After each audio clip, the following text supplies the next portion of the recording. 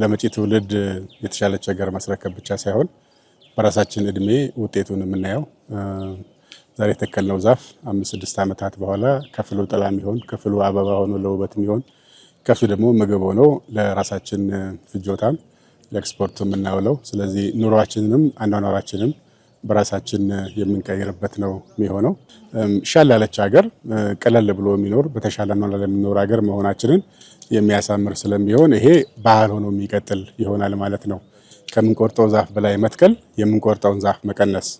እና በየአይነቱ ደግሞ ከዛፍም ከምግብም ከጥላም በአጠቃላይ ከደንም እርጥበት ከማምጣት አንፃር የተሟላ የዘንድ ተከላ ሲኖረን አየሩም ይቀየራል እኛም እንቀየራል የተሻለ ኑሮ እንኖራለን አኗኗራችንም በዛው ልክ ይስተካከላል የሚል ነው ይሄ የዛው አካል ነው የሚሆነው ዛሬው መርሃ ግብር አንዱ ነው አጠቃላይ ሰራተኛውም ደግሞ ክረምቱ እስኪወጣ ድረስ የተከለ ይቀጥላል ማለት ነው ችግኝ መትከል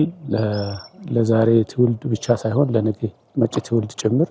ጠቃሚና አበርክቶ ትልቅ ስለሚሆን ለሀገራችን ለደህንነት ስራም